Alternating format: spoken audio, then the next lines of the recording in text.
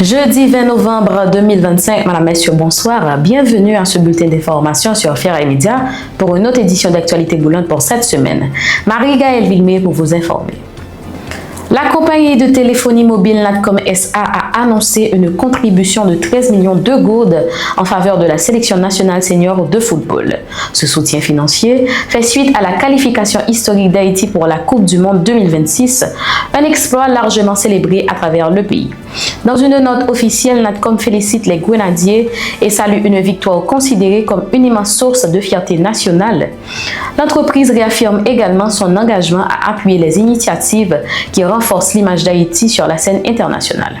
Ce geste très apprécié par la Fédération haïtienne de football et les supporters vient renforcer la préparation de l'équipe en vue du Mondial 2026. Les Grenadiers poursuivent leurs aventures avec motivation décuplée.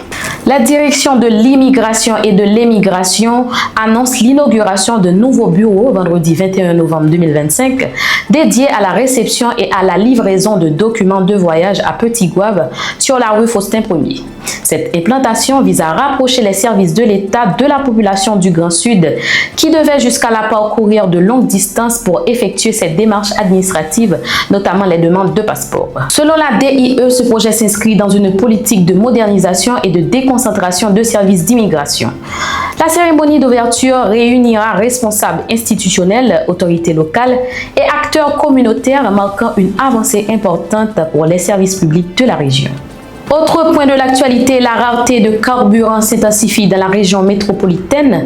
Ce jeudi 20 novembre 2025, de longues files d'attente étaient visibles dans plusieurs stations-service, notamment à Delma, où conducteurs et motocyclistes peinent à s'approvisionner.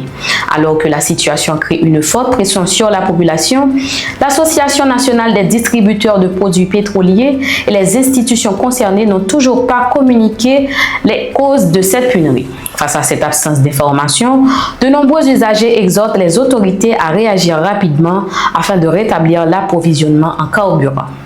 Andrea Pett Jr. et Charles-Henri Baker ont été convoqués par la direction centrale de la police judiciaire, respectivement pour les jeudis 20 et vendredi 21 novembre 2025, à la suite d'allégations médiatiques les impliquant dans des activités suspectes.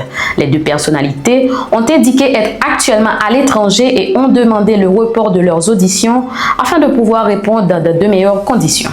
Selon des sources proches de l'enquête, la DCPJ a transmis un rapport au parquet de la Croix-des-Bouquets pour obtenir une délégation de pouvoir et poursuivre les investigations.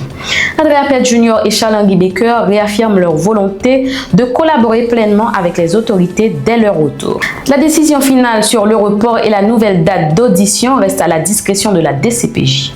La police nationale d'Haïti a annoncé ce jeudi 20 novembre 2025 la réussite de l'opération menée le mercredi 19 novembre, consolidant ses positions de l'avenue Christophe à l'avenue N et sécurisant les rues 2, 3, 4 et Chili grâce à une combinaison de blindés et d'équipes au sol. Au cours de cette opération, les autorités ont récupéré les dépouilles du policier et des brigadiers tombés précédemment sans déplorer de nouvelles pertes parmi les forces de la PNH. Fort de ce succès, le commissariat de Port-au-Prince a annoncé la poursuite et l'intensification des actions contre les gangs avec de nouvelles opérations prévues pour restaurer l'ordre public dans la capitale. Fin de ce bulletin, mesdames, messieurs. Merci pour votre écoute. Restez connectés pour nos prochaines éditions d'actualité boulante et rendez-vous demain pour un nouveau bulletin titre par titre à découvrir sur Fera Média.